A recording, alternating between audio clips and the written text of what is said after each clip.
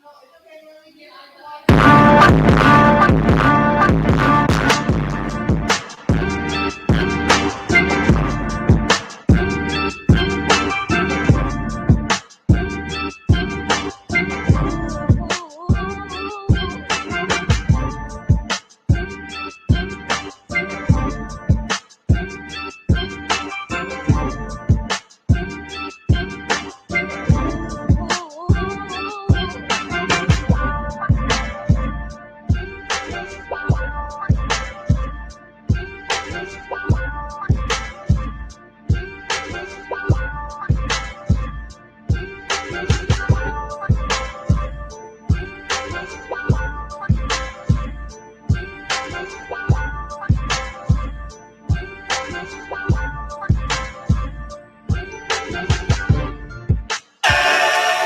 Welcome back.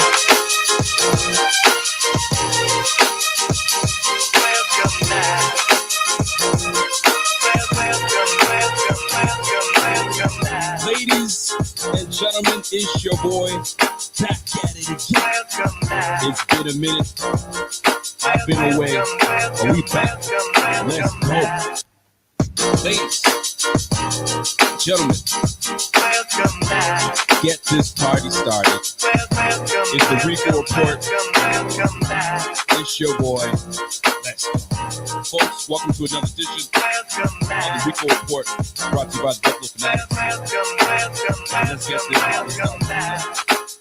And I appreciate every one of you guys jumping in. It feels good, man. I've been away from the mic a long time. It feels like a long time. When you got to go on vacation with the family, you got to go on vacation with the family. There's nothing to talk about. 2 weeks away. Don't forget. And it's a joy for us, podcasters, content creators, to do all this stuff for y'all.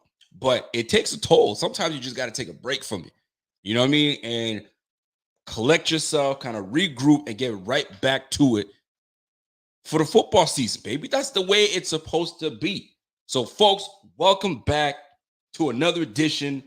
I'm excited to be back, man. There's things to talk about. There's things to talk about, man. It's been a while because we had to kind of create things and make things. And listen, man, it's just good to talk football again. So, day 3 of the Bills camp. And listen, man, I'm hearing some good things, but we anticipated that. We anticipated to hear great things because there is a tremendous amount of pressure on the Bills organization, but that is a show for another day. But today's show, we're going to touch on some finer points in free agency. It's number 1. Number 2, we're going to touch on some finer points on certain individuals on this team, right? I don't know about you guys, but I'm a big fan. I mean, you guys already know. I was the Nate Peterman. I was on a bandwagon for Nate Peterman. I love me an underdog. An underdog story is great. Everyone loves an underdog story, right? The guy or the woman or the player that wasn't supposed to be here, and they beat all the odds, and boom, here they are, right? Nate Peterman, just a 5th rounder at a Pitt, wasn't supposed to do anything, starting job. You know what I'm saying? And I was rooting for that brother until the inevitable happened where Josh Allen became Josh Allen. And you know what I mean? Thank you for warming my seat up. I'm here. Thank you, sir. Right? Then the Kill Williams, Duke Williams comes in. I was rooting for Duke. You know what I'm saying? Underdog story. Wasn't supposed to make it. You know what I'm saying? Had some issues during college, and here he comes. You know what I'm saying? Did some big things for the team. A lot of brothers were hating on him. I was there just rooting for that dude because I felt that he could do it, right? Underdog story, right? And now we're looking for the underdog for this year, right? I'm not just going to give you one, right? It's easy to say that the underdog for the team is going to be this person. So what I'm going to do is I'm going to try to give you an underdog for each position group. But before we get to that, let's talk some camp, right? We're going to talk some camp. We're day 3 on camp. I'm hearing some fantastic things. It was a great presser by defensive coordinator Leslie Frazier. I got something to say about Leslie Frazier, man. It's hilarious to me because just a few short months ago, obviously we suffered a terrible loss to the Chiefs, And everybody and their mama was with that pitchfork ready to get rid of Leslie Frazier. He's horrible. He screwed us. He this, that, and the third. All I'm seeing in the comments is, wow, what a smart individual. Wow, I love that coach. That's the type of coach we need that's going to lead this defense. Where was all that for the coach that brought us to a number one defense and has had this defense as a top tier defense for several years now? And we sitting here hating on the boy. Come on, people, we can't. There's sometimes we got to let our frustrations out, but we have to logically look at the whole picture. This dude has these guys ready all the time. And Leslie Frazier was great today with Chris Brown and Steve Tasker. Fantastic press. I'll touch on that in just a little bit, right? But we're here, folks. We are here, and I appreciate you guys tuning in. Do me a favor. If you guys are tuned in for the very first time, you guys have no idea who I am. You have no idea what this brand is. This is the Buffalo Fanatics. I'm your host, Rico. This is the Rico Report. Smash that like. Do me that favor and smash that like. Do me that favor. Smash that like. Hit that subscribe. And there's a little bell. And if you hit that bell, it should sound something like that. That is for you to know when we go live and we can hit you. Now, I don't know about you guys, man. Fantasy football is around the corner. Fantasy football is around the corner. Some of y'all are like me, right? I like to refresh every year, do a redraft, and do all that stuff. But there are some folks that like the dynasty.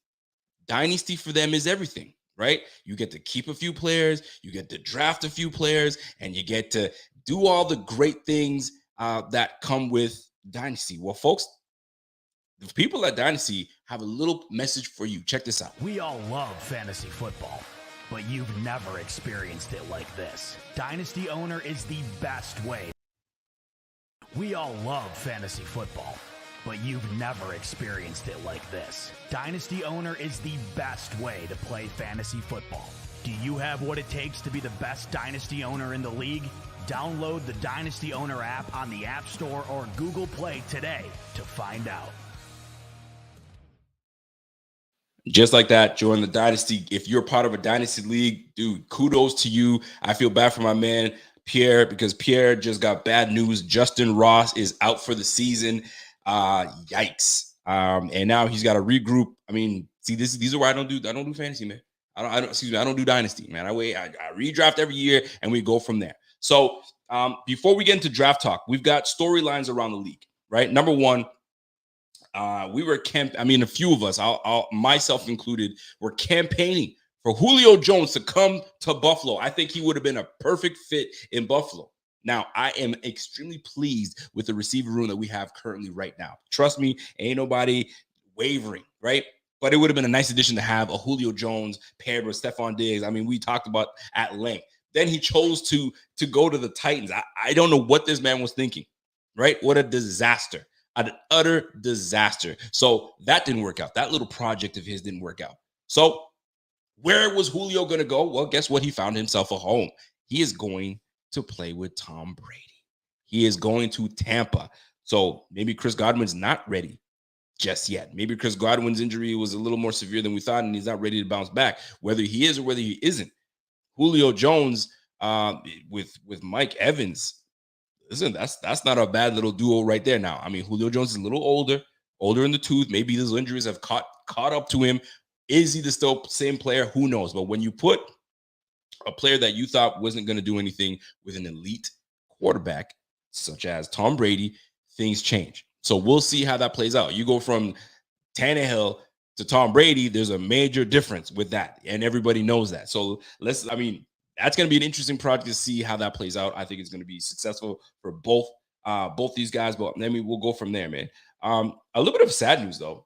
The rookie Metchie, John Metchie, for Texans. I'm not sure if you guys heard about this, but rookie receiver John Metchie, I think it was like a first or second round draft pick, top draft pick for the Texans. Recently found out some devastating news, man. Poor guy, diagnosed with leukemia at such a young age. And I don't know how leukemia works. I mean, I had one of my uncle passed from leukemia, actually.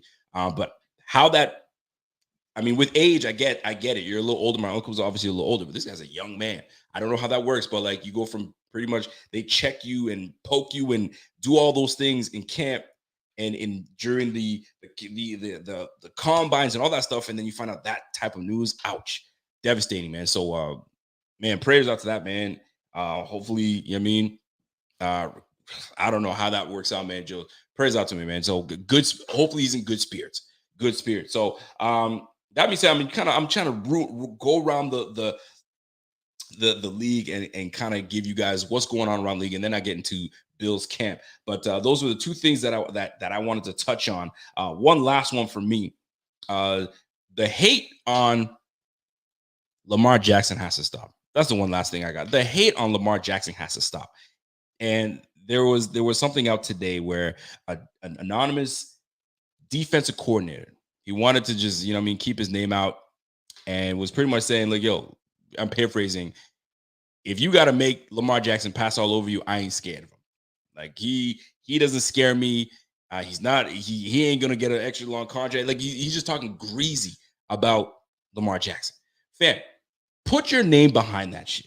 If you gonna talk smack like that, you know what I'm saying, at that quarterback, you're a defensive coordinator, wherever you are, I guarantee you he will circle that date that he plays your team, and he will light your team up, right? These guys they don't put their name behind it. Yo, put your name behind it. Be a big boy. Put your name behind it. If you feel so strongly about, you know what I mean, a player like that, put your name behind it. You know what I'm saying? And if you don't want to put your name behind him, and shut your ass up. It's just what it is. You know what I'm saying? If you gonna do that, like my man Louis Riddick said, man, don't be a coward, man. That's a cowardly move.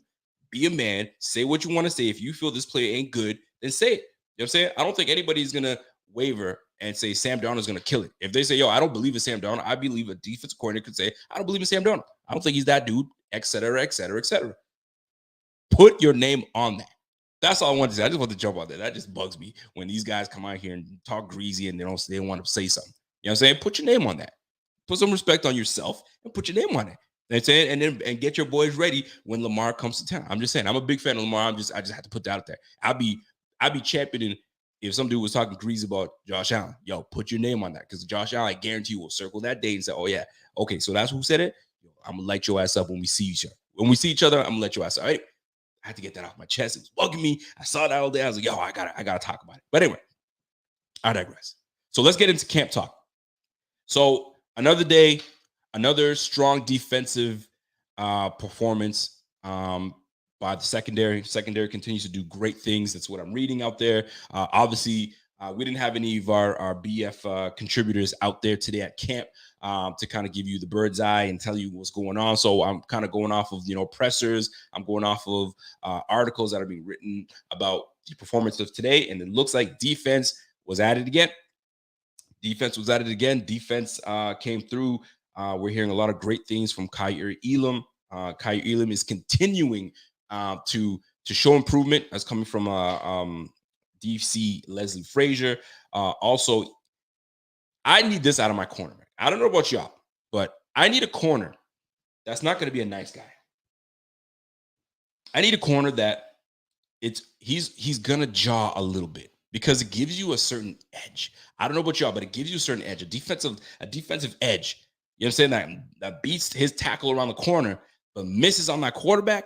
I can guarantee you he's going back to that right tackle, left tackle, and say, fam, you cannot block me. You know that. And it's a matter of time before I get your quarterback. So be ready for me, because I'm coming, you know what I'm saying, 60 times, man. I'm coming at your ass 60 times. So you better be ready, because I'm going to get that quarterback of yours, right? There's always a little bit of smack talk. So there was a tiny bit of smack talk today with Kaiir Elam and our number one receiver, Stephon Diggs. And I guess Stephon Diggs, they went up for the ball simultaneously. He came down with it. I mean, they're tussling it, wrestling for that football. And I guess Kaiir kind of, ripped away at the end. You know what I'm saying? I guess my man Steph Diggs kind of looked at him and kind of jotted a little something at him. You know what I'm saying? Who knows what was said? It'll probably be like, fam, calm your ass down, probably. Sometimes they be like that. Or, fam, I let you have that. Chill out. I caught that. That was 6. And Kaiir's like, fam, who's got the football? I like that. It might be minor, but I like that. You need to set the tone early. You need to set the edge now. So when it comes time, when you got to face guys like Cooper Kupp, you know what I'm saying? You got to face guys like Robert Woods, that's, you know what I'm saying, with the Titans. You got to face guys like Jalen Waddle, Cedric Wilson, Tyreek Hill on the Dolphins, right? Those are the guys that we're facing the first 4 weeks, right? You gotta face the Ravens nasty run. You gotta see guys like Mark Andrews. So this is preparing us for these events that we'll be facing, especially the first 3 weeks, because we don't go against slouches. We're not going up against slouches, right? We got some players that we're going up against, and our first test is Cooper Kupp with the damn Rams. So we've got to, and like I said, John Harry, you got it damn right. Iron it sharpens iron. That's why I am so thrilled about us jumping on a corner. It may not have been the corner that I initially would have said, get that guy. I liked Kyer Elam. I also had a whole bunch of guys that I liked as well. But we picked the right guy, right? Our organization feels that they picked the right guy. So that being said, put him up against the number one guy. We need to prepare him because Trey White right now is seasoning. He's just getting right. So until Trey White comes back 100%, and it might be week 1, it might be week 5. You just never know. At the end of the day, we got to make sure that our rookie corner is ready. Dane Jackson's already got some experience to himself. So he's already got game experience. He's already got some interceptions in the games. He's already got that. He's ready he's primed. Year 3 is always a big year for these players coming out. So Dane Jackson looking for a big year from him, but a rookie going up against the number one receiver and having that, it's always lovely to see. It's always lovely to see, especially this early, because you know it. Like my man, who said that? Jim, my man Jim Bilac says, no pads. Wait till the pads go on. And this is why I like this. And I have a clip that'll kind of share my sentiments on this. But these things are what you want early. So all that stuff that's going on right now is great, because when the pads come on, now talk your shit now. We were talking early. Now you need to be able to back it up. So if these guys can come in and back that up, this is exactly what you want from your rookie going up against one of the best top 5 receivers in the game. You need that. And right now, the way Josh Allen and Stephon Diggs have been doing their thing in camp thus far, listen, the year 3, I mean, there was an article out today. They're talking about, listen, this is the 3rd year we are together. Now it's not about I'm learning him, he's learning me. It's about domination. We need to dominate. So if they already have that mindset of dominating and it starts in practice, Kyer Elam is in the best position right now because he's going to learn everything. He's going to learn a whole lot. You're going to take a lot of L's in practice, boy, but we're preparing you to take on the big dogs, because we got some dogs this year that we'll be facing. I mean, you got the Jets right now. Adam Thielen is no joke. Jefferson out there is no joke. Jetta, like, that boy can play, man. So the Browns, we already know Amari Cooper's out there. So, we need to make sure that we are sharp, and it starts right now in training camp. And then in August is when we really get the pads on and start cooking. Because, 48 days now? 49 days until the season starts? We better start rolling. We better start rolling. So defense obviously is doing their thing. It was actually really cool because they asked a question to, and since we're on defense, we're going to get into it. They asked a question to our safety, Micah Hyde. And they said, Micah, speak on who's standing out to you, who's been doing some good things in practice. And he mentioned 2 names that stood out. And I found it very interesting. Ashley Holder tweeted about this, and he said Jaquan Johnson. Jaquan Johnson seems it was something to the nature of, and I'm paraphrasing here, if I take out Jordan Poyer, if Jordan Poyer is not in and Jaquan Johnson comes in and he's replacing him, we don't miss a beat. That is very encouraging to hear on Jaquan Johnson. That's awesome. So not to say that this contract doesn't get done, and I really true and wholeheartedly feel that this contract will get done. It's just a matter of, the semantics of how much, who gets what, and so on and so forth. But if, in fact, Jaquan Johnson gets in, and I'm hearing that we don't miss a beat. You know what I'm saying? Now, I think he's speaking highly, maybe a little too highly, but you never know. You never know. These guys are the ones that are playing alongside each other. So the fact of the matter is this: Jaquan Johnson making some noise.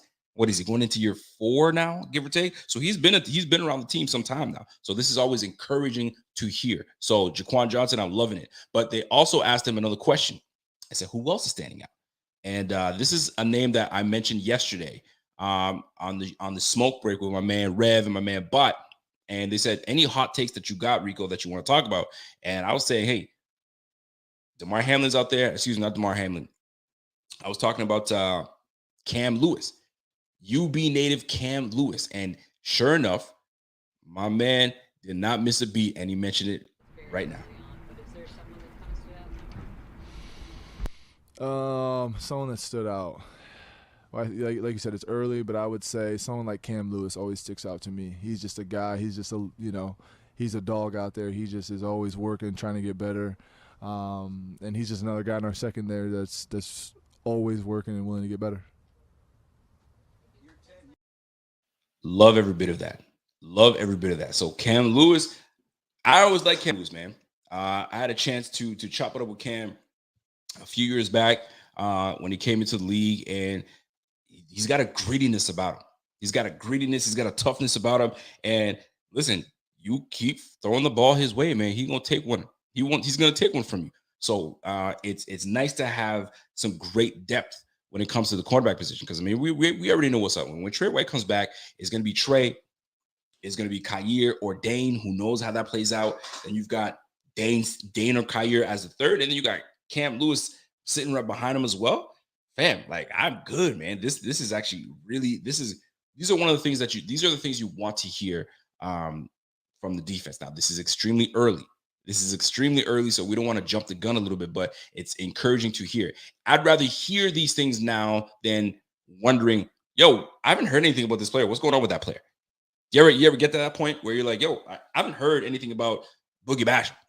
I'm just throwing a random name out there. I haven't heard anything about Boogie Basham. What's up with Boogie?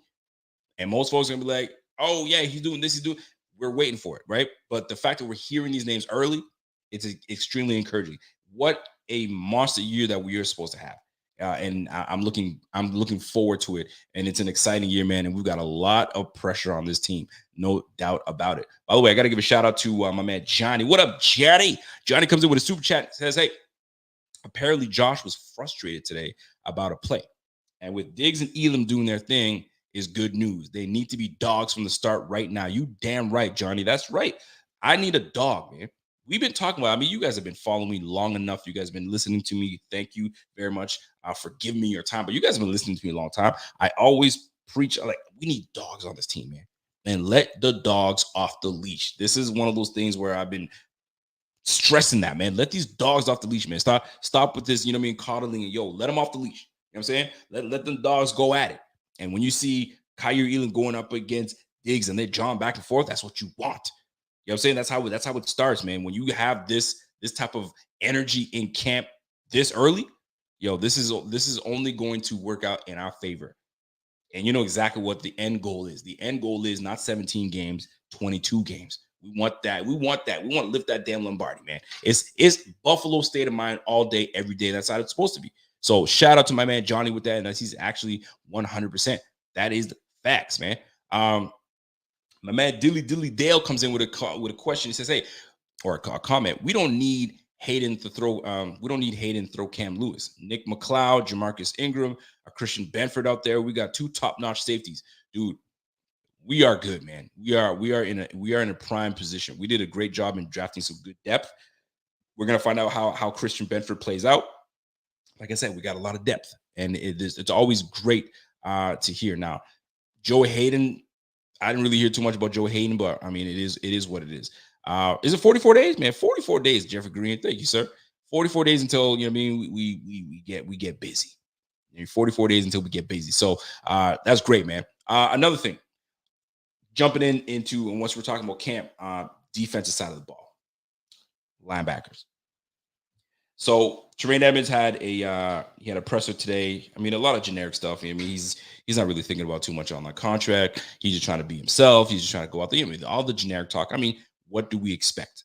Hold on. I need to block my little friend that keeps coming at. This bot is heavy on our show, man. I don't know who's bringing this bot in, but I got to block that. But anyway, in the chat, if you guys are, for those that are listening audio podcasts, in the chat, there's some nonsense that's going on. But anyway, back to your program. So here's the deal. When it comes to this camp early on defense, looking at the linebackers, the one player that is making some noise, Terrell Bernard. And I love the fact that my man Evan Harrington, that was on the show yesterday, our producer, we were asked, give me a hot take, man. What hot take do you guys have? You know what I'm saying, that stands out to you, that is somewhat that's going to jump out on screen to someone and say, whoa, holy, wait a second now. And Evan came up and said, hey, y'all need to watch out for my man Terrell Bernard, man. Terrell Bernard is going to be doing some big things. And it got me thinking. I mentioned it yesterday because we were looking at Kyle Duggar. I mean, Kyle Duggar was tied to potentially being drafted by the Bills, and then the Patriots jumped in and grabbed him. But it got me thinking some more today because Leslie Frazier got to talking, and I guess Bernard's name was brought up. Here's what my friend, our defensive coordinator, Leslie Frazier, had to say about Terrell Bernard. The other rookie that a lot of our fans are asking us about is Terrell Bernard, and you got a much more trained eye than I do, but it just seems, at least in the early going here, he sees it quickly. The anticipation skills, especially for a rookie, he seems to be advanced in that area. Would you agree with that? Oh, absolutely. That was one of the things we saw when he was at Baylor. He was one of those guys who was really good at anticipating and really putting himself in position to make plays, and that's showing up. We saw it in the OTAs. We're seeing it now in these early days of training camp. He's a very smart player.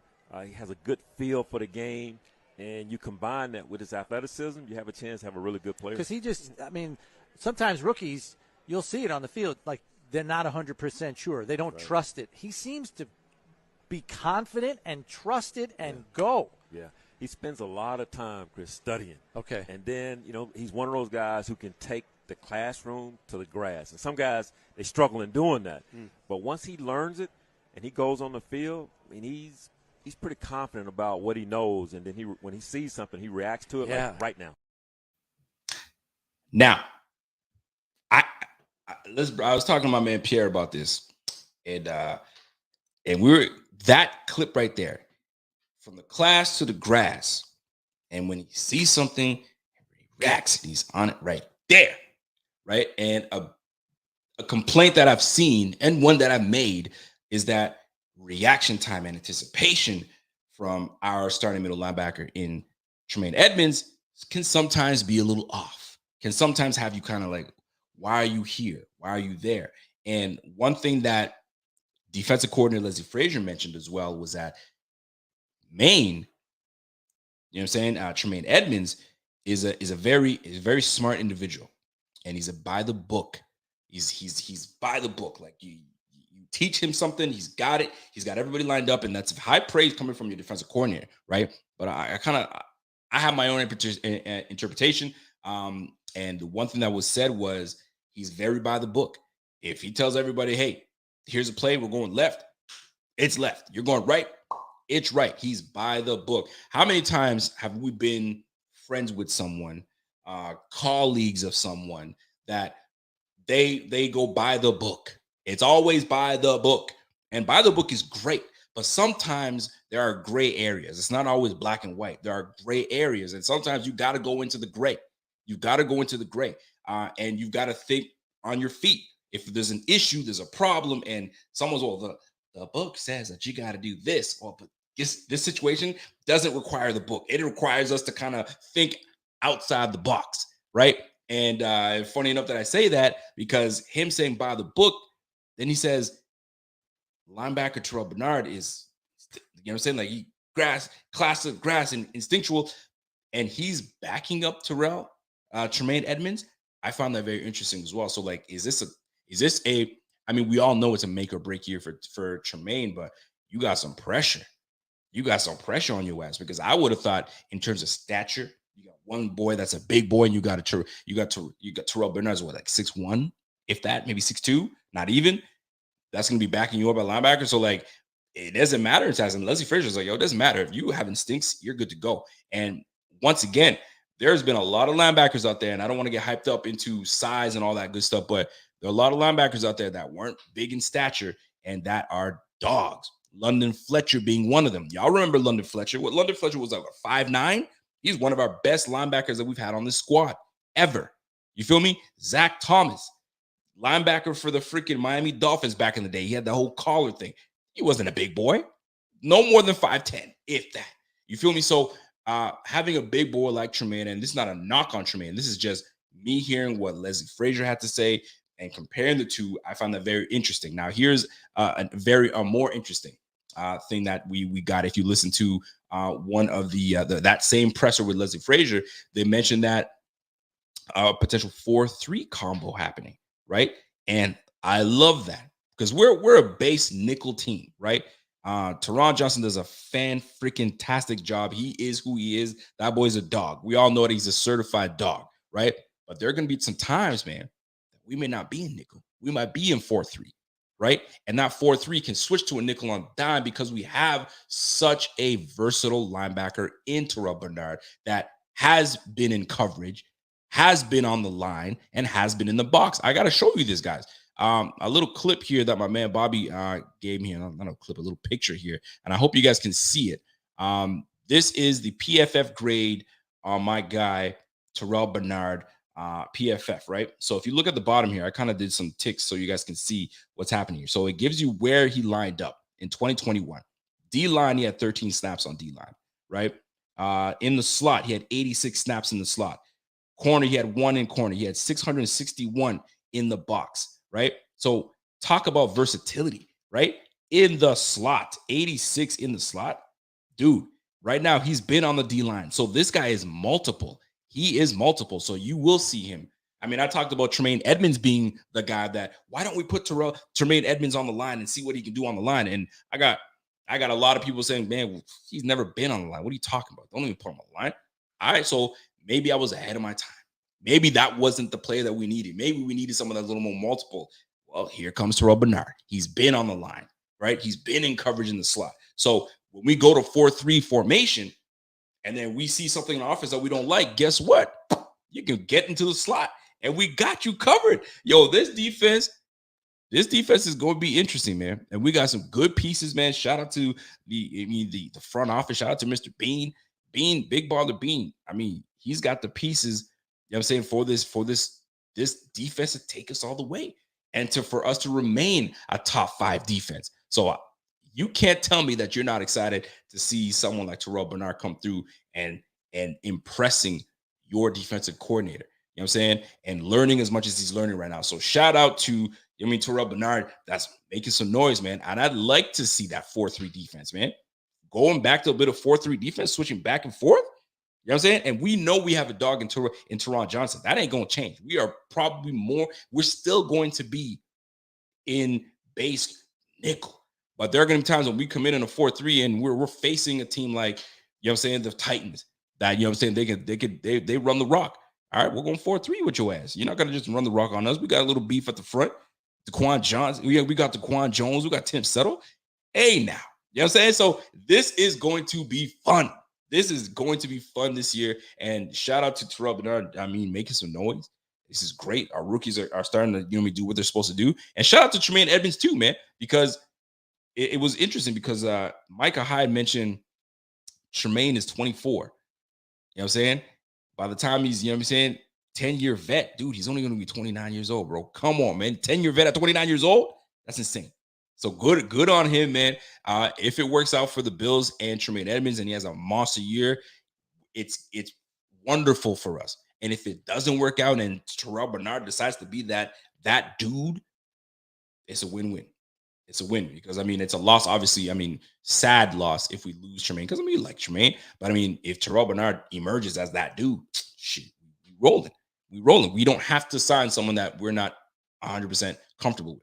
But I hope it works out that we have Tremaine comes back and we have some depth in Terrell Bernard and we keep it rolling. So shout out to Terrell Bernard and shout out to the whole squad. And by the way, shout out to each and every one of you guys tuned in right now. We got 192 people viewing right now, both from Facebook and as well as YouTube. Salute to the gang. You know what I'm saying? So moving on. Defensive line. I got questions, but that's going to be another show for another day because there's so much things to talk about. I don't want to cram it all in one show because we right now we're half an hour in, so I'm not trying to keep y'all too long. But I did want to talk about a nice sore spot for me, and that's the running back room. And some good things I'm hearing from James Cook. I'm hearing a lot of good things from James Cook. James Cook is catching the ball out of the backfield and he's making fools look like, breaking ankles. You know what I'm saying? So it's encouraging to hear that because in twofold, because our quarterback in Josh Allen, he's said it. He's come out and said, I need to give my guys opportunity to have yards after the catch. You have to have the yards after the catch. That's what makes a team so dangerous.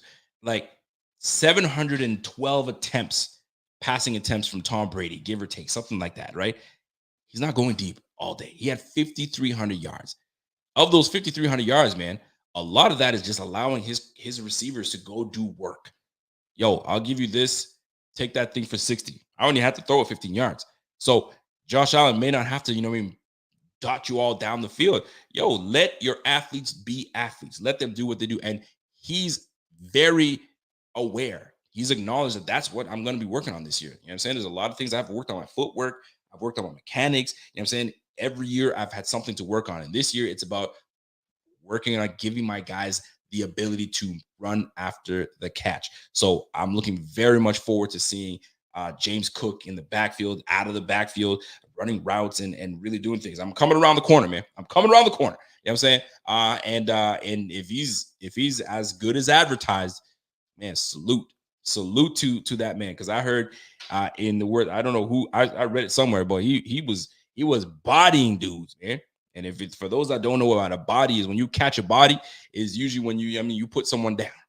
I'm trying to be nice when I say when you put someone down. So he caught a couple bodies today. You know what I'm saying? So one cut, there goes a body right there on the ground. So that I'm looking forward to it because we already have a ooh-ee type of guy in Devin Singletary. You've seen it. You've done the ooh.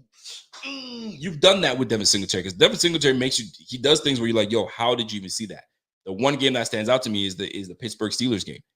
Dude had a guy trailing on his back, and it's like he knew he was there. Stop on a dime. Dude went right forward, and there goes Devin Singletary. Devin Singletary is that guy. He's elusive as they come. But now you have another guy in him, so that I find that really cool. So shout out to this team, man. This team is going to be special, man. And last but not least for me is hearing Jamison Crowder day 2 of soreness and out on the sideline. Now, I've got to preface when I bring these things up because we're in shorts, we're in t-shirts, you know what I'm saying? Yeah, we got the helmets on, but we're not hitting. You know what I'm saying? And there's a big difference when it comes to when you got pads on. And Leslie Frazier spoke on that today. But before I play that clip here, this receiving room is plenty nasty. And I got a question for y'all. This year, I mean, it feels a little different. We've got some good talent on this team. The question we go through every year, are we keeping 7? Are we keeping 7 receivers this year? Is it going to be one of those situations? Are we keeping 7 receivers this year, folks? Because we've got some dogs, man. That slot position right now is the one that I'm paying attention to. I think a lot of us are paying attention to. I think 1 and 2 is already locked in. Gabriel Davis and Stephon Diggs got 1, 2. Mike check 1, 2, 1, 2. They got that already. Now it's a slot receiver. Isaiah McKenzie, a little dirty. You know what I mean? He's doing his thing right now, and he's as confident as ever. He's playing like, you know what I'm saying? Like, yo, I got this. And as he should be playing, because this is year 3 for Isaiah McKenzie. So listen, in this Buffalo system, I'm looking forward to it, man. I need listen, that number changes everything for me. I like number 6 on Isaiah McKenzie. I don't know what it is about a number change, but that number change has Isaiah McKenzie looking faster. It makes him look quicker. 19 was dope. When I think of number 19, I think of Keyshawn Johnson. That's what I think of when I think of number 19. Number 6, that's a quick number to me. And the fact that he picked up number 6, that stands out to me a lot. And he's playing like I'm seeing the drills, and he's in and out of those drills quick. I was like, damn, Isaiah McKenzie might F around and get you 40 receptions this year. 40 to 45 receptions. I don't know where we're going to get all these footballs to share, but shoot, if he's looking the way he's looking in camp right now, it's looking great to me. Now, I have to preface by saying camp is great. No pads on is fantastic. It sounds all dandy. But I'm going to say something, dude. You got to put the pads on. And once the pads are on, this is when you can separate the men from the boys. And that's what I've been saying. And guess what? Leslie Frazier shared the same sentiments. And we were talking about guys. He was talking about guys that are looking good in pads when he used to play I mean, it was great. You saw these guys and it looked fantastic. But then when it really mattered, where they at though? So check out this clip because all this means absolutely nothing until the pads come on. So I'm gonna touch on Jameson Crowder in just a moment, but check this out. About this, you see guys, particularly his first couple of days of camp, young guys, both sides of the ball, flash. Yeah. And then like jump in with both feet, like, wow, this, athletically they show up big time. And then as training camp goes on, some of them disappear. Yeah. Is there something behind that? Because it seems to happen every year to different guys. And some guys, even though they hang around on the practice squad, it happens every year. Yeah. Where they come in sharp and they kind of level off. Have you guys kind of analyzed why that is, or can you get around that? I'm not sure exactly why, but it also makes you cautious. And Chris talked about it until you get the pads on, because even going back to when we were playing, Steve, there were guys when we'd come to our mini camp. We didn't have the off-season programs that we have today, but when we come to our mini camp, I'd be going like, man, this guy's really, really good. Then we put the pads on, that guy would disappear. And you go like, oh, man. Yeah. So I've learned over the years, until you get the pads on, don't get too high about a guy. It just – the pads change a lot of things. I was telling somebody today, I was an all-world 7-on-7 player. I was elite. Yeah. There you have it. Wait till the pads come on, because I mean, we've seen it before, man. If for any of y'all that played ball back in the day and we just started and there's a couple new guys on the squad and you're like, yo, man, that boy blazing fast. Yo, he caught that ball over there. I played with enough guys that came out and you're like, yo, who is this guy? All right, cool. I'm gonna see what you really got when pads come on and we start hitting. And the minute, safety starts coming over, the butterfingers start coming out. Oh, he's soft. Right there and there, we already know what's good. So let's just wait till the pads come on and we see what's really good. So I'm not in any way counting out any guys in the slot. It's just going to be really fun to watch. It's always fun to speculate early in the offseason, but now that we're here, we're playing, and it's there, it's just going to be fun to see how this all plays out. Because right now, who's getting number one reps? That's our guy, Isaiah McKenzie. But wait till Crowder comes back, when that soreness, kind of gets back and he's loose and ready to go, we start hearing some noise out of Crowder. Then it's going to be like, oh, shoot, Crowder's making a comeback a little bit. We already know Khalil Shakir is here for the long haul. You know what I'm saying? If he doesn't, get number one reps, it's not a big deal. He's a rookie. He's going to take his time. We got the two guys that we're paying attention to right now, paying attention to is Crowder and McKenzie. Khalil's going to make his noise. Don't get me wrong. Don't get it twisted. But we're going to be watching when Crowder comes back and he's healthy and he's good to go and he's loose and he's ready to go. We're going to see what's really popping with that slot position. It's going to be fun. But listen, man, this is why camp is so fun. The red and blue game is going to be fun. I'm going to be looking at flights. I'm going to be looking at all that stuff and to see if I can make it down to Buffalo. I don't know. I got to talk to wifey about that and see if we can make that schedule work. But, dude, wouldn't that be nasty for, a lot of us to come down to Rochester and watch this blue and red game? That'd be dope. So, that being said, I got to touch on underdogs, right? There's a lot of underdogs. I mean, I'm a big fan of underdogs. I think we all love an underdog story. I don't think anybody doesn't love an underdog story, right? Let's talk about it. Steve Tasker, underdog story, right? You mean the special teams ace? You know what I'm saying? Hated on this whole time of not being a Hall of Famer. You know what I'm saying? Like, come on, son. Like, this dude kind of changed the way special teams was looked at. You know what I'm saying? He made it look sexy. You know what I mean? And then now, you know what I'm saying, they got a little sexier, but he's the one who started the sexiness at the special teams position. You know what I'm saying? Like the gunner, they're going out there and tackling and doing all that stuff, man. That boy was an ace. So, underdog. Not every position has an underdog. You look at the quarterback position, where's your underdog? There is no underdog. The only dog there is Josh Allen. Let's just cut that short, right? Moving on. Let's go to the running back position. Where's your underdog? Who's the underdog story in the running back room? In my opinion, that's Zach Moss.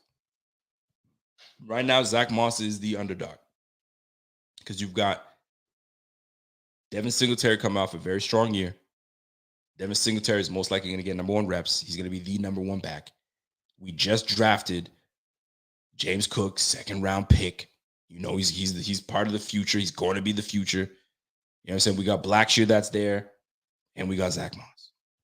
Zach Moss is an underdog story in this situation because he's kind of on the outside, kind of looking in a little bit. How many backs are we going to keep? We already know we usually keep just two backs, and one's got to sit.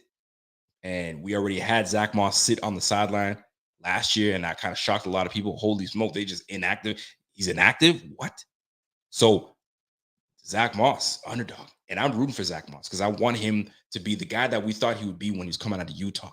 I want him to come in healthy as ever. I want him to come in with a motivation, right? You got Zach Moss that's going to be ready to roll. And they're giving him all the reps right now. I'm seeing Devin Singletary's taking second team reps. To me, I'm looking at that like, you need to show me what you got, Mr. Zach Moss. So Zach Moss, take full advantage of the reps that you're getting right now because you need to make the most of it. Because if we're going to go with a two-back system, it's going to be Dev and James Cook. I don't want to see you, you know what I'm saying, like inactive. But the way this thing plays out, one of you guys is going to be inactive. You know what I'm saying? So the underdog story right now is Zach Moss. Zach Moss is the underdog, and I'm rooting for him. I want him to do well. I want him to really show what he's got. And then make it difficult for the front office, make it difficult for the coaches. You know what I'm saying? Put the pressure back on them. And I worked with a really, really great manager back in the day. And it was about managing employees and so on and so forth. He's like, yo, don't take the pressure from the employees and making you sweat and go left, right. Put the pressure back on them, right? So Zach Moss, man, put the pressure on the coaches, man. Put the pressure on Brandon Beane. He's got to make a tough decision. Make it tough for him. Don't make it easy. And that's all I'm saying, man. They got three different running styles. You got one that's super elusive, you one that catches out of the backfield and is elusive, and you got a bruiser back in my man Zach Moss. And he's got some wheels. He could run. So I'm looking forward to really seeing a great camp from Zach Moss. This is no hate. This is love. I want to see great things come from Zach Moss, right? Moving on. The receiver room. Who is your underdog in the receiver room? Is there anybody that stands out to you? We already know who 1, 2, 3, 4, 5 is, right? For now. Diggs, Gabriel Davis, Isaiah McKenzie, Jamison Crowder, Khalil Shakir. There's your 5. Khalil Shakir, I mean, we drafted him because we knew he was going to do good things, right? 6, receiver 6, maybe receiver 7. Underdog in that receiver room, easily Tavon Austin. It's Tavon Austin, right? I could go to Marquez Stevenson. I could, but we just drafted him. The easy one to go with is Tavon Austin, right? He's been in the league, since 2013, the same year that we drafted EJ Manuel. He's been around the game. You know what I'm saying? Dallas Cowboys to the Rams. He's all over the place, right? He's got an opportunity to make this team. It probably is not going to be as a receiver that we're going to see on the field often. Probably not. But the way that he makes his team is through special teams. And if he can make something happen, it puts the pressure back on freaking Brandon Beane. What are we doing with Marquez Stevenson?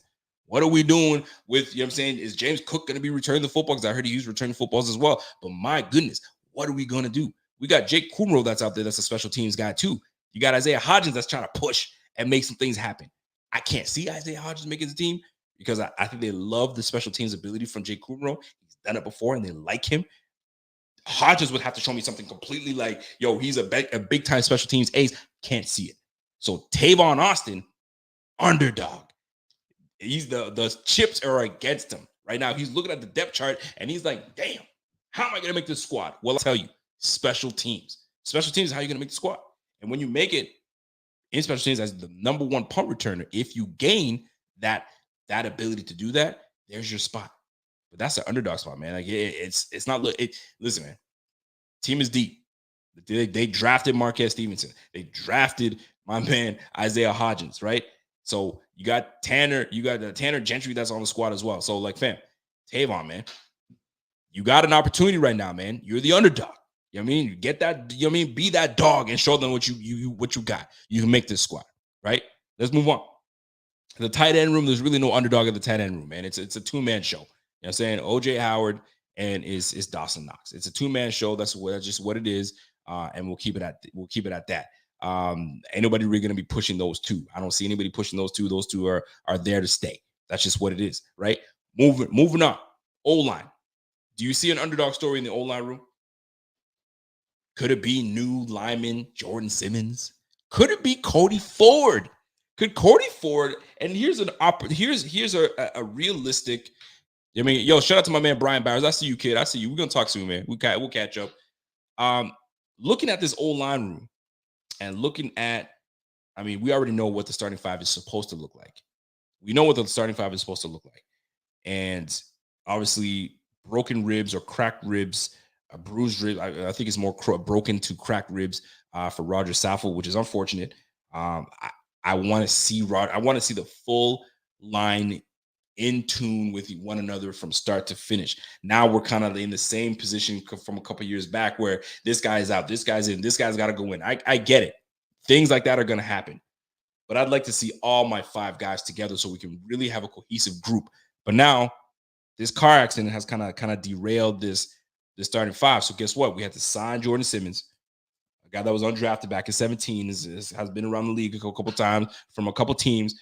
Quessenberry from the Titans. Funny enough, they got both these guys from the Titans. Quessenberry has been replacing Mr. Roger Saffold. But the underdog in this whole situation is Cody Ford. How is a second-round draft pick, you know what I'm saying, really going to be the underdog in this situation? Well, listen, Cody Ford is borderline. I've been saying borderline bust. And I'm not trying to disrespect him, but just is what it is, man. We had big anticipation for this dude to come in and be that solidified right tackle. And he's moved from right side to left side, back to the right side. And just right now, you're just on the fence. And now you have an opportunity right now to really bring yourself back. If you, I mean, we signed Roger Saffold on a 2-year deal, really just a 1-year deal. If you could come in and be so damn good in training camp and in preseason that this is the guy that we thought we had when we drafted him in the 2nd round, and he's officially arrived with Aaron Kromer, and Kromer's got this guy ready to go, and he's playing heavy, and let's go straight. Let's go. Let's do it. But fam, Ryan Bates is there. You know what I'm saying? Quessenberry, they just brought in from the Titans. They're getting him in and out. So Cody Ford has an opportunity right now to reestablish himself. He's the underdog in this whole situation. He's the odd man out. Let's be real. He is the odd man out. So if there's somehow, some way we can get, I mean, Cody Ford in and Aaron Kromer just turns something on in Cody Ford, and he's ready to roll, that'll be great. That'll be great. But I mean, shoot, the chips are up against them. And this is what it's about, man. It's underdogs. Right now, Cody Ford is the underdog of the situation. Let's be real. He's the underdog. So if he can get that, if he's got that dog in him, release the dog and let's see what you got. Let that dog bark, baby. Let's go. You know what I'm saying? But listen, man, don't put a muzzle on him. Take the muzzle off and let's go, man. But right now, my man Rev Rowe comes in and says, yo, with Quessenberry there, Ford is the odd man out. Well, this is why I'm saying that Ford is the underdog. And in this situation, he's got to be able to show us what he's got. Because if this continues and he's what we thought he was, he is what we thought he was, they will let him off the hook. I'm going to tell you that right now. They will let him off the hook. But he's got to show that he's got that dog in him. Does he have that dog in him? That's what we're trying to figure out. We'll soon find out. We got camp. You know what I'm saying? It's a long one. We got this whole month coming up. We got preseason. This is where you're going to be able to show what you got, Mr. Cody Ford. Let's move on to the defensive side of the room. To me, this one's a simple one. We know Von Miller's here. We know Greg Rousseau's that dude. We know Ed Oliver's that guy. They just brought in Tim Settle. We got Daquan Jones. We got Boogie Basham. AJ Epinesa. Fam, you're up against a lot, man.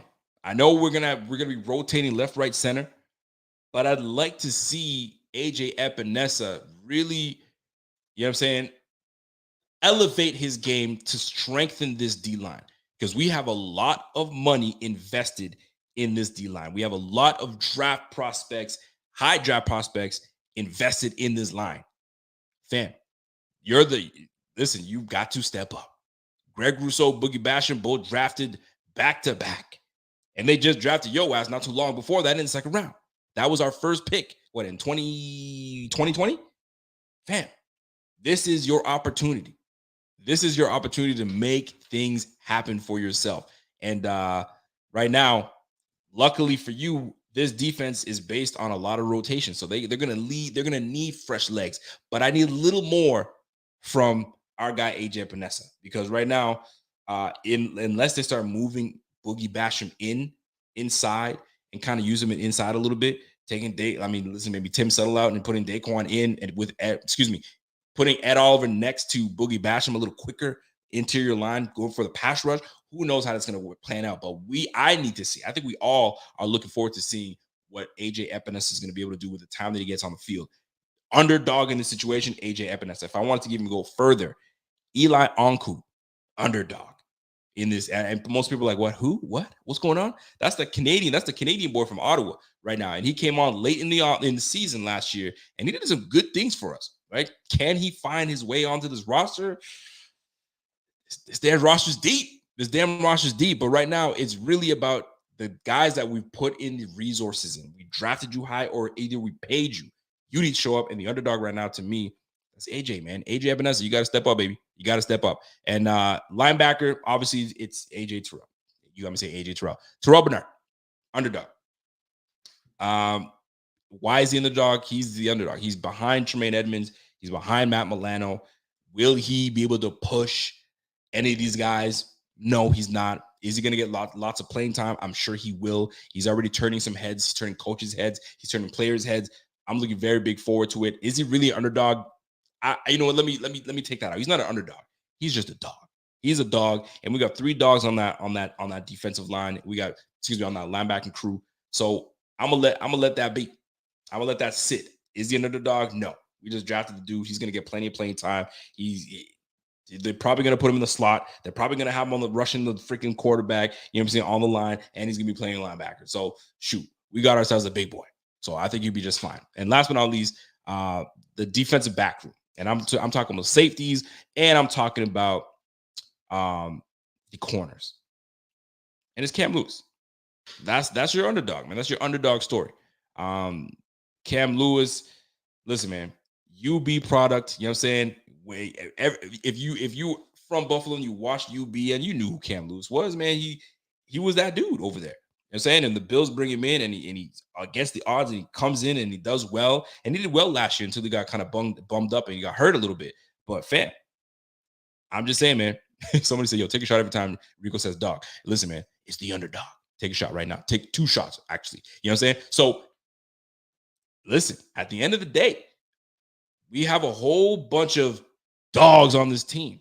You know what I'm saying? And we just got to make sure that, like, they have to make sure that they're prepared, because this team is going to be special. This team is going to be special, man. I'm looking forward to it. My man Steve Lynn says, yo, what about McLeod? Dude's got a lot of speed. Yo, McLeod. Listen, I was talking about McLeod yesterday, and McLeod already picked off Josh Allen. Quarterbacks are kind of, they're still getting in tune and stuff. But this team is great. This team is solid, man. I think McLeod's going to be here for a while. He's going to be here for a while. So I don't see anything happening with him. I think he's going to be around. They're going to find ways to utilize him. I'm sure of it. If he's making plays like this in camp, they're going to find ways to utilize him. The same way they're going to find ways to utilize Jaquan Johnson. They will find ways to switch things up and get these guys going. But this is going to be fun. This is going to be a fun year. And like I said, my man Renaissance Man says, yo, man, reports say Cam has been showing out so far. I'm telling you. And here's the thing, though. You got Trey White coming back.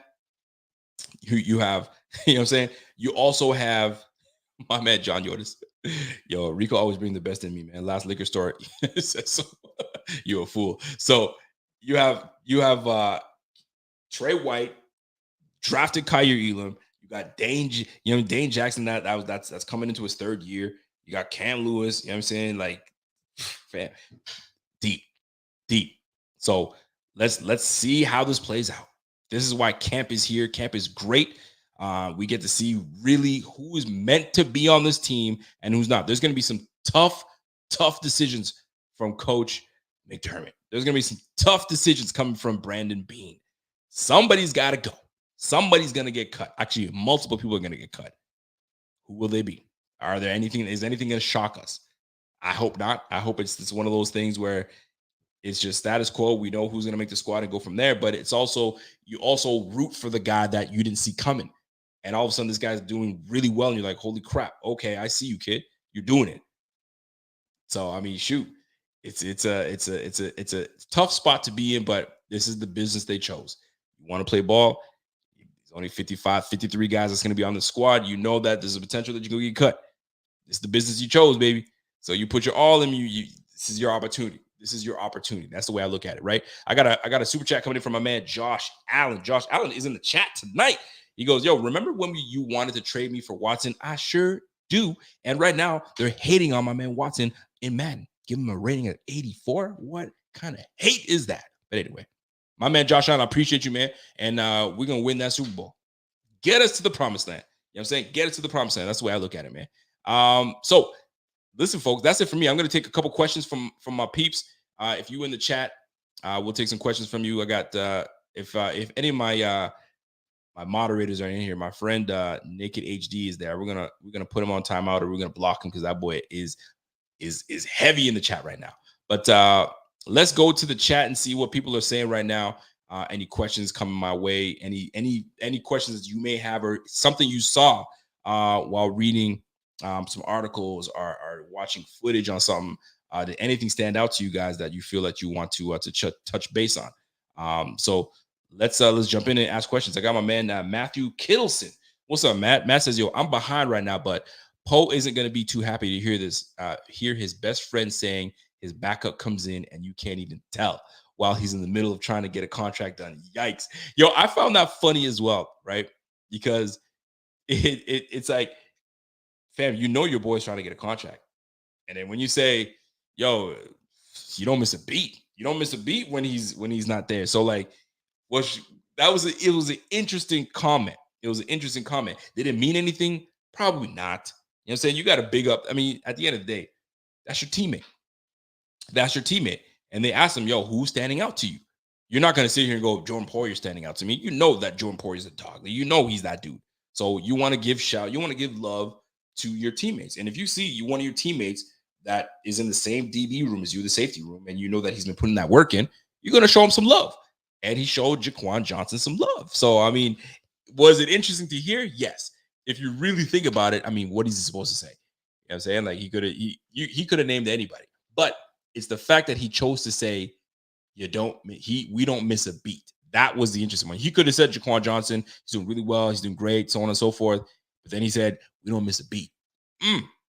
That makes you wonder. It makes you wonder. So if this safety, this safety in Jordan Poyer and this contract doesn't get done, or there's complications and there's the butting of the heads and it's just not working out, well, you gotta put some confidence in Jaquan Johnson. I mean, dude, what is he? Florida State, right? He came from Florida State. He was a ball hawk at Florida State. So maybe he becomes that dude. I'm not trying to put anything out there, but I mean, it was Micah Hyde that put that comment out there. So it is worth talking about. It is worth talking about it. But I think it was just a matter of he was just talking, and he may have said that, and he probably is like, shoot, maybe I shouldn't have said that. But show love to your teammates. You know what I'm saying? We don't miss a beat. That gives confidence to Jaquan Johnson, and maybe Jaquan Johnson, you know, so like, yo, I appreciate that, fam. You know what I mean? Put some respect on my name because I'm coming for that spot. Who knows? Who knows? That contract's got to get done, though. If that contract doesn't get done, I mean, shoot, maybe we're going to start hearing and seeing Jaquan Johnson's name more often. I guess we'll find out. I guess we will find out. Richard Forbes, my man Rich. What's up, Rich? Says, yo, all I know is Poyer is that dude, man. We cannot let him walk by no means. I think the deal's going to get done, fellas. Ladies, I think the deal's going to get done. I don't think they're going to let that man walk. You can't, because he's integral. He's an integral part to this defense. He's an integral part to this team. He's a leader. He's a big-time leader. If you look at this team, let's be real with each other. You look at this team on this defense, Von Miller aside, right? Von Miller just came to the squad, right? Von Miller aside, you know he's a future Hall of Famer. Who is our best defensive player on the team? Think about it. When you look at this defense, who is the best defensive player on the team? Is it Trey White? Is it Tremaine Edmonds? Is it Matt Milano? Right? Tremaine Edmonds? Or is it Jordan Poyer? Is it Micah Hyde?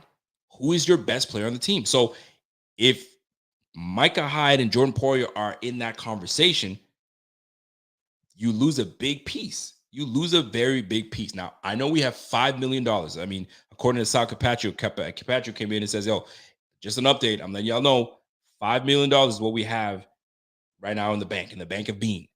The Bank of Bean has $5 million. But I also know that the Bank of Bean has ways to manipulate and do things that he can do. And I mean, look what they did to Deshaun Watson's contract. They give that boy $235 million, and they paid him $1 million for this year alone. They can move things around. So if they really want to move things around, they can. You know what I'm saying? So I'm not buying, oh, we don't got no money. We got the money. You know what I'm saying? The contract. Listen, every year that cap is gonna go up. I don't see it going down anytime soon. I mean, things are kind of regulated a little bit, so I think it's gonna keep going up. So we're out of this COVID thing. COVID thing kind of brought everything down. So we're back into the green. So fam, pay that man and call it a day, because you don't pay him. We're sitting here in a situation where we're like, fam, like we're missing a big piece. I mean, Jaquan Johnson is great. And if Micah Hyde is saying what he's saying and it's true, then cool. But the last I checked, the best tandem is Poyer and Hyde, not Hyde and Johnson. That's the way I look at it, right? So that's what I'm sticking to it. That's what I'm sticking to it, right? So we'll see how this plays out, man. They're gonna work it out. They will work it out. I can't see anything changing. We'll go from there, man. My man Riser says, yo, every good comment I hear about the Bills players, I get more and more confident for the season. Fam, you have every right to be confident going into this season. Everyone's confident. And I mean, I'm spreading out my show topics, and one of the topics is going to be, I mean, pressure on an organization. Forget about pressure on Josh Allen, pressure on, you know what I'm saying, McDermott. Yo, what freaking franchise has the most pressure to win the damn Lombardi? Yeah, we're going to get into that. You know what I'm saying? We're going to get into that. Listen, I told you, I'm coming. Listen, I've been 2 weeks off of the mic, man. We got things to talk about, baby. We got things to talk about. So if you got any questions, concerns, this is your chance. Before I get out of here, we've been chopping it up for an hour, and it feels good to be back on the mic, and we're doing it right now. My man, SM Reyes says, yo, how did the rookie Kyer Elam look so far? So far, Kyer Elam is in tutoring mode. He's being tutored right now, right? He's asking a lot of questions, which he said he was going to, but they see a lot of great things, and he's excellent in press coverage. But right now they're working on him playing in off coverage, because primarily we play a lot of zone. We're a very multiple team, but we're a very good zone team. That's why Trey White is a perfect fit for this defense. He's great in off coverage, and he's excellent and obviously in press. So we've got a corner in Kyer Elam that is great in press coverage. That's where he's the most comfortable, but he's got to work on being in off coverage, because there's a lot of guys in this league that when you're playing off, they will close that gap in a hurry. And you've got to be quick with your feet and make your decision on and reading this receiver, because Tyreek Hill, we're going to face this man twice a year, and you're playing off, he'll give you one quick jab and take that hitch. So, or he'll bait you. You know what I'm saying? Slug O, and he's gone. So hey, listen, playing off coverage is not easy. So he's got a lot of things to pay attention to. He's got a lot of things to pay attention to, and I hope he's asking the right questions and he's going to the right people. And even though Trey White's not on the field, man, yo, pick that man's brain. Pick that man's brain, because Tre'Davious White is a very intelligent man. So pick his brain and find out what's good and what angles you should take and what this player does. Stay in the room. Stay in the room. I do want to bring something up, though, because it was stay in the books and stay in the room and asking questions. What are your thoughts and what are your feelings on Kyler Murray? I don't know if you guys have heard about this, but Kyler Murray just recently got a 5-year, $230 million deal. Kudos to the Cardinals. They locked their quarterback down. Louis Riddick has been pounding the table and saying, yo, he is amongst the best when it comes to certain statistics, and he should be getting the money he got. Cool. But when you look into the contract, dude, they told that brother 4 hours of homework. That's pretty much what they said. So in the clause, they put in the clause that he has to do 4 hours of study. 4 hours of study a week. Independent study. So that's just him in the film room. So what does that tell you? What does that tell you? You feel me? It's like me and my lady, you know what I'm saying? We're on great terms, and you know what I'm saying? I just asked her to marry me, and we good, and we straight, and I love you. You're my girl. And she's like, hey, babe, I'm going on a girls trip, and we're going to go have fun or whatever. And I'm like, yeah, do your thing. So just let me go pack my bags too, because I'm going to come with you. What? Yeah, I'm coming with you. because I need to be there. Don't you trust me? Yeah, of course I trust you. Yes, of course I trust you, but I want to be there. I need to see what's really good. So this is pretty much what they did for Kyler Murray. Yeah, we like you. We trust you. You're a franchise quarterback, man, $235 million, but you got to study. I need you to study. I need you to put that hour. I want you to put those hours in and make sure that you're on top of your stuff. But here's the way I look at it, right? Two things that I look at. You can't make someone want to, get better. You can't make someone turn into a Peyton Manning. You can't make someone turn into a Tom Brady. You can't make someone turn into a Kobe Bryant. You know what I'm saying? The students you can't make someone turn into a LeBron James. Those guys they're cerebral. They just know. They put the work in. Kyler Murray just what? Didn't he just join FaZe Clan? I don't know if you guys know about that. FaZe Clan is gaming. It's a brand. This dude is all about gaming right now. And that whole e-gaming and all that stuff is a whole different ballgame. So he's joined that. So he's committed to that. And you got to put a lot of hours in when you game. I don't know if you guys are into gaming. I mean, I used to game a lot. I dabble in gaming now, but I can't do it because I got kids. I can't do it as much as I used to. But fam, you put a lot of work in. So they're like, yo, I don't care what other business you do. You got to put 4 hours in no matter what every week when the season starts. Bye week, you can have that bye week. But when the season starts, 4 hours a week, you and the film. And we will give you the film. And that's the thing. We're going to give you the film and you're going to study. And that's in the contract. Tell me that doesn't tell you that you trust your quarterback. That tells me that we know. And the thing is, it doesn't help him too, because there was a quote. They quoted him, and I'm paraphrasing here. He said, I'm not that dude that goes and sits here and watches a whole bunch of film. I see it on the field. I see it really well. And he tried to kind of talk himself up. Like, I don't really need the film. I'm nice like that when I'm on the field. I just see things and I just do what I do. Don't get me wrong. The boy, Kyler Murray, is an excellent talent. He's a great talent. The dude is just nice like that. But your team went, 8-8 2 years ago? You guys started off hot and you guys went 8-8. Last year, you guys started off hot again. You guys shit the bed. You put a poor performance in the playoffs. Like, that's why your team said, you need to put the 4 hours in. We know you're physically gifted, but the 4 hours a week that you put in, maybe that gets us the extra 2 or 3 wins, right? Or maybe that's what gets us out of the first round of the playoffs. You know what I'm saying? You getting ragdolled and throwing the ball up and getting picked off and just killing your team's chances. Fam, that's what they made you put that 4 hours in. If you're constantly in the film room and you showing your teammates that you're about that life, maybe they don't put that in your contract. But guess what? They did. So, and if he violates that, they could just be done with it. Be like, this guy doesn't care. So we cutting your ass. They could do whatever they want. And they put that in the contract. And that bozo signed it. So guess what? $235 million, we'll give you that, but I need you in the gym. I need you, and so not necessarily in the gym, but I need you in the film room because we don't trust you. Can you imagine that? You and I don't know. You could think of any scenario that you want, man. Yo, man, can I borrow your car? Yeah, you can borrow my car for sure. Where you going?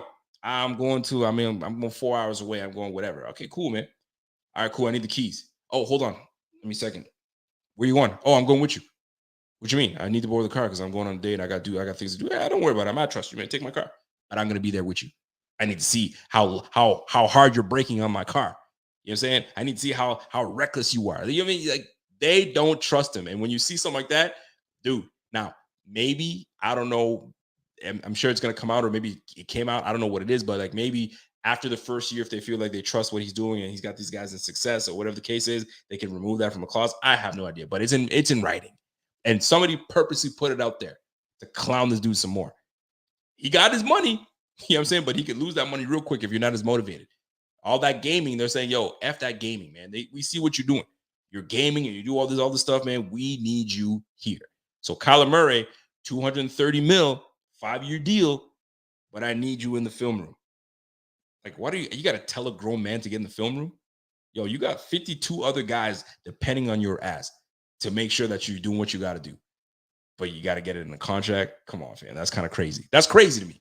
That is crazy. I've never seen something like that. I've never seen something like that. My man John comes in and says, yo, the first 4 games for Murray will be a rough with no Hopkins. Dude, And you saw what happened when Hopkins got hurt last year.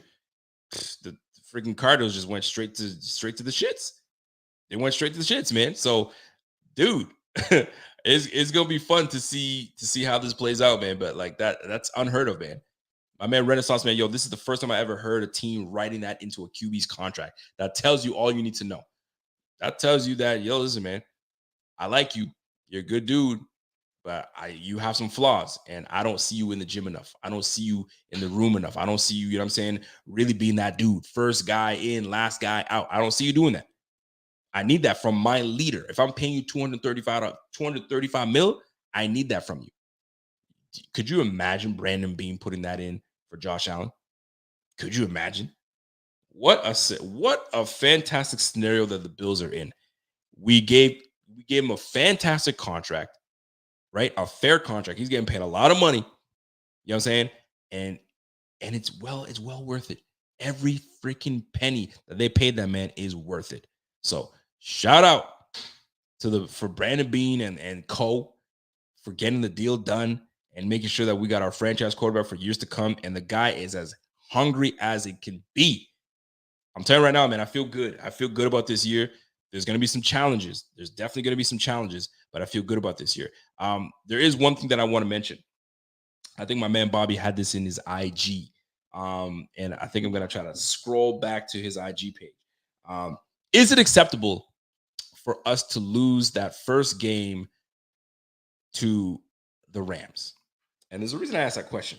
And I got to make sure that I get to the IG page. Perfect. I see the IG page. I'm going to try to find that piece of writing that my man Bobby put through. And it was pretty interesting to go through it. If I can try to find that. But it was the team that lost the first game ended up winning the championship. So if we lose to the Rams, but it gets us that championship run, man, let us lose to the Rams. The Rams can have that if that gets me to my damn championship. And I don't know which post that was, Bobby. I'm trying to find it. I think it was you that posted it, but nonetheless, interesting the way I see it, man. But listen, it's going to be fun. I see a lot of things. I see a lot of good things happening. Let's make sure that we crush what we need to crush. We take what we need to take, and we go from there, right? This is our opportunity. This is our year, if you will. And it feels really damn good. I don't know. I'm not from Buffalo. You know what I'm saying? I don't know if you guys know that, but I'm not from Buffalo. And I didn't live in Buffalo ever. And I know there's some people that are in this chat right now that lived in Buffalo in the times that the Bills were going to the Super Bowl every freaking year, felt. And I'm sure the buzz felt good, right? The buzz felt really good. So my question to those that went through that or were in Buffalo in that era and remember it. I'm not talking about when you were 6 years old. You ain't going to remember shit when you were 6 years old. I'm talking about you were a grown man and you knew the vibe and what it was like to be. Does it feel the same right now? Does it feel the same? Does it feel better? Right? Does it give you that same feeling? Because if it gives you that same feeling, man, let's roll. Let us roll. You know what I'm saying? I'd love it. And if it's a different feel and you're like, we're a year away, because that's all I hear too, right? We're a year away. I don't think we're there. Well, guess what? You need to let me know. Because right now, I'm not from Buffalo, but it feels fucking good. Excuse me. I've been cussed in a long time. Like my first cuss word today. You know what I'm saying? Real F-bomb. You feel me? But it feels great. And my man, John Yotis, come through. Thank you, John Yotis. Triple OG, my man, John Yotis comes and says, the vibe is back. And I love that. That's what I want to hear. Because you know that's what it is. What up, Mel? Mel, what's happening, man? You know that's what I want to hear, right? Don't you want to hear? For those that are not from Buffalo, and you've been hearing all these things, all these great things. Remember back in the 90s when the 90s Bills were this, that, and the third, and they're rocking it, all that stuff. But how did it feel? What was the atmosphere like? What were your neighbors like? When you went to the grocery store, right? You went to the freaking Chippewa Lane or whatever that street is that you guys all party on. I don't know if it's even open because of COVID, but what was the vibe like then? Is it the same as now?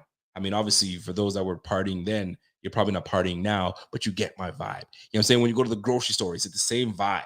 That's what I'm trying to hear right now. And if it is, shoot, give me, inject that ish into my veins. You know what I'm saying? I hate that's a corny line, but listen, I'll take that, man. Inject that into my veins because I'm excited for this year. And I'm excited that you guys will be here with me and my whole BF crew while we go through the year and go through game by game. Emotions up, emotions down. But BF, you already know how BF does, man. We always bring it to your front doorstep and we give it to you raw. So that's exactly what we're going to be bringing to you this year. So keep tuning in.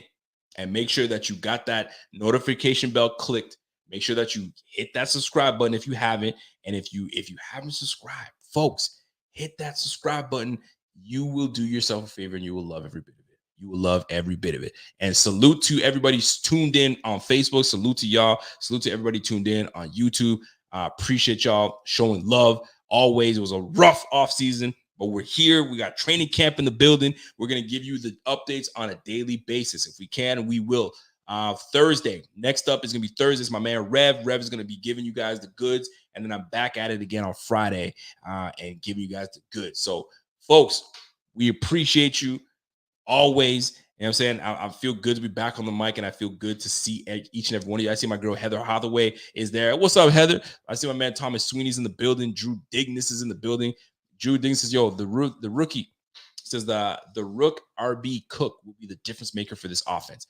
Listen, if he's the difference maker and he takes us to the freaking promised land and he's a big help, I'll take it. I'll take it every day, man. I just want a damn championship. That's it. And what's lovely is Micah Hyde spoke on that. Championship is what we want, man. All his little buddies, when he goes to work out, all they want, the ones that have won, all they talk about is, yo, man, I got that ring, kid. What are you doing? What are you doing? When are you gonna get your ring?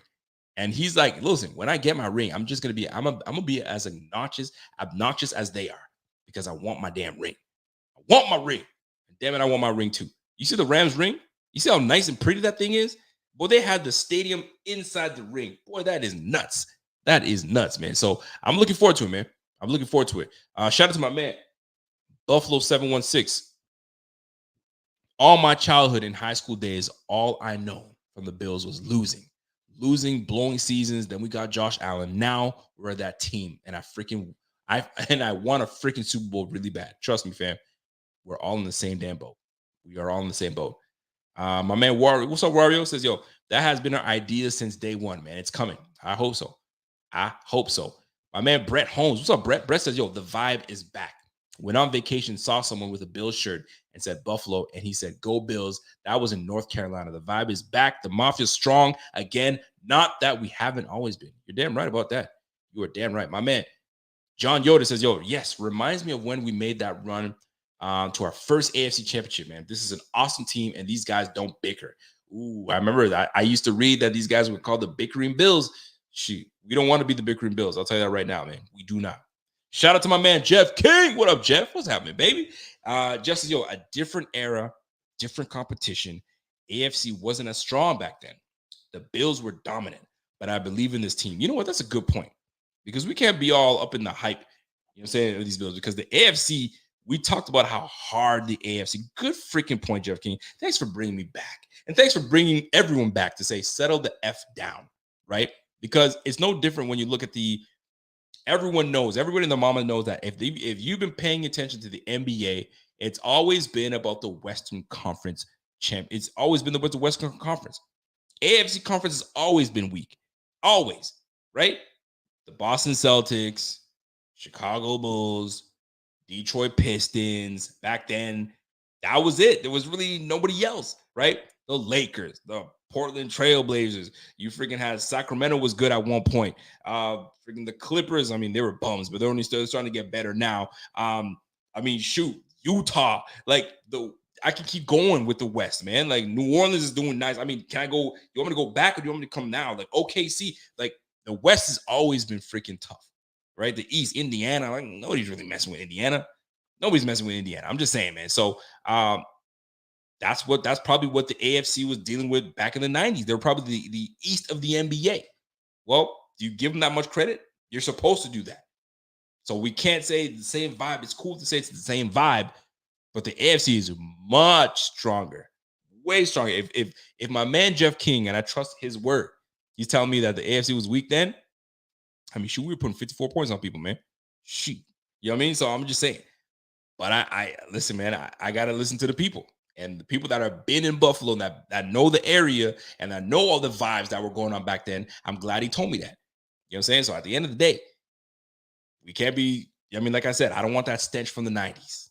You know what I'm saying? It's nice to kind of reminisce a little bit, but at the end of the day, we need to make sure. I mean, thank you. My man said the Spurs. The Spurs. I mean, shoot, I stopped that word. The OKC. I mean, the Spurs, like the West was strong. So right now, the AFC is what the West is now. The West is just strong all day, every day. Like, I mean, shoot, you have teams fighting to get into the playoffs, right? Like they do a little mini playoff to get into the playoffs, for crying out loud. That's how deep the West is. So at the end of the day, folks, one game at a time. I hate to be cliche, but it's one game at a time. And it starts with the freaking Rams, the defending champion Rams. So we got to go there, handle business. Josh has to shake off the cobwebs, you know what I'm saying? Throw them picks now until we get into the season, until we start lighting these cats up. And then we'll go from there. But preface, one game at a time. It's the freaking wild AFC freaking conference, man. This thing is crazy. So we got to make sure we handle business. So that is it. That's it for me, folks.